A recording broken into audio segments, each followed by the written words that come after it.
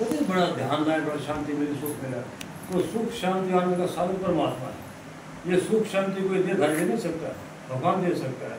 तो परमात्मा ज्योति बिंदु है, छोटी सी बिंदु, वो बैठा हुआ नीले आसमान के ऊपर परम धाम है। परम धाम को, ब्रह्मलोक को, शांति धाम, निर्वाण धाम, मुक्ति धाम, कई नाम उसके, वहाँ से धरती के ऊपर आए, वो हमारा घर है। तो परमात्मा बैठा हुआ।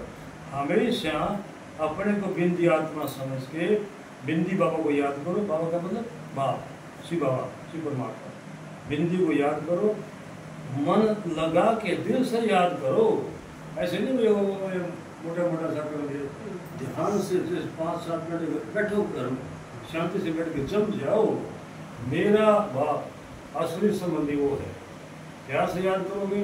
बाबा की किरणें आएगी, बाबा की मदद मिलेगी, एकदम सुख शांति आनंद आएगा।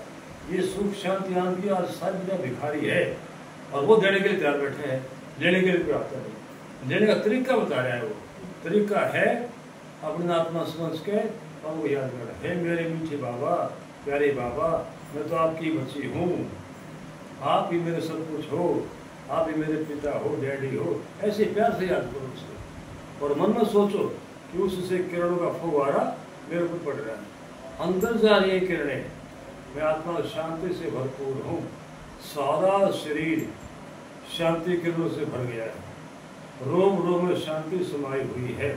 तो आप शांति महसूस करेंगे, सुख महसूस करेंगे। तो सहज सहज कई दिन तक अभ्यास करोगे, कई महीने अभ्यास करोगे, तो सुख शांति पक्का हो जाएगा, फिर गुस्सा नहीं आएगा, आदत बदल जाएगी आपकी। ये योग ऐसा है, पुराने स्वभाव संस्कार बदल देता है।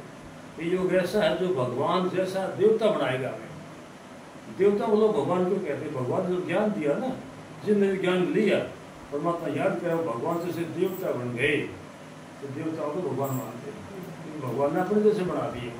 ये परमात्मा यही कह रहा है, तुम आओ तो देह में पार जाने के लिए, लेकिन तुम आत्मा मेरे जैसे बन जाओगे, गुणवान और ताकतवर।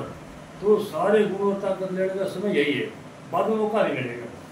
वही कहानी बताते हैं ना कि ऊपर से आकाशवाणी हुई, बंदर बंदरी बैठे थे पेड़ के ऊपर, आकाशवाणी जो उसमें छलांग लगाएगा वो बन जाएगा राजकुमार राजकुमारी। बंदरी बोली छलांग लगाऊंगी, बंदर बोले नारायण थे, क्यों? ये तो भविष्यवाणी आकाशवाणी ऐसी होती रहती है कि टांग टूट जाएगी।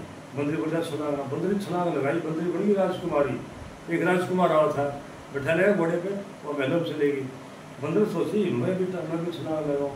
तो उस टाइम तक वो मौका पड़ गया था, उसने लगाई छलांग, उसकी टांग टूट गई। एक मतारी ने पकड़ लिया उसको, मतारी सुंदर 4 रोज अभी से कमाओ, वो तो वहाँ फंस गया। तो ये समय है, मौका है। इस मौके पर अगर आपने छलांग लगाई, तो ज्ञान सुन लिया, वो याद कर लिया, तो आप बन जाओगे राजकुमार राजकुमार सर्दियों की। वरना वही मतारी बड़ा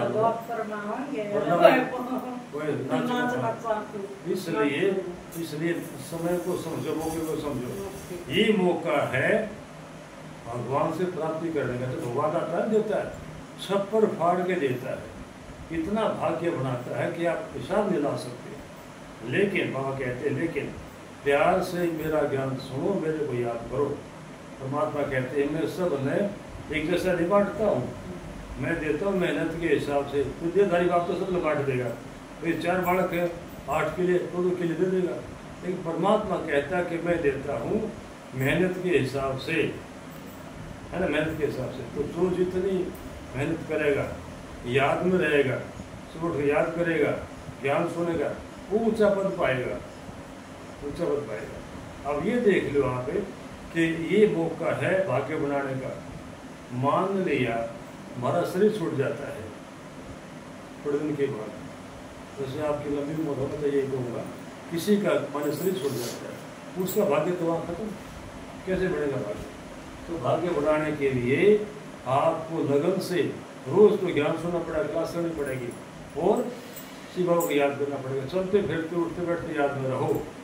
वो था ना कि गुरु का शिष्य बोलता है, गुरु जी भगवान ने कब याद करना शुरू करूँ? बोला भाई मरण तक पहले कर लिए, तो कल मर गया तो आज याद करना शुरू कर दे। तो हमारा भरोसा नहीं है भरोसा जीवन का है भरोसा? हाँ नहीं है। इसलिए ध्यान दो इस बात के ऊपर, ऐसा ज्ञान कहीं नहीं मिलेगा। आज एक किसी से बात कर रहा था, फोन आ गया शास्त्री जी का। मैंने कहा चारों वेदों में क्या ये है कहीं पर कि हम धरती पर कहाँ से आए थे? कहता कहीं भी नहीं। चारों वेदों में इसका जवाब नहीं है कि हम धरती पर कहाँ से आए थे, और भगवान ने समझा परम धाम से आए थे। तो जानता है इस घर को, सारे भूल गए। तो परमात्मा कहता है इस भूल भुलैया फंस गए आप लोग, इस भूल भुलैया से निकलो बाहर, ज्ञान सुनो, याद करो, सुख शांति करो, सारा काम करते हुए घर का बोलते कर्म योगी, सारा काम करते हुए याद में रहो तो सुख शांति मिलेगी। वो कहते हैं ना कि सिमर सिमर सुख पाओ, सिमरना याद करना, जितना याद करेंगे मन में शांति रहेगी, सारे काम सुनते बढ़ेंगे याद करने से। अगर याद कम करेंगे तो घाटा है, नहीं करेंगे तो बिल्कुल ही घाटा है। अच्छा ये सोचो, जो भी हमारे पास है जैसे मान ले 2-4 किले हैं, मकान है, जो सब यहीं तो रह जाएगा या कुछ लेकर जाओगे? है ना, कुछ यही रह जाएगा। तो साथ क्या जाएगा? ये बाबा का ज्ञान सुन लोगे ना, आत्मा के अंदर फिट हो जाएगा, ये याद करोगे फिट हो जाएगी याद। आत्मा के पाप भस्म होते याद करने से। गंगा में नहाए होंगे आप लोग, नहाए ना गंगा में, कुछ फर्क पड़ा? मुझसे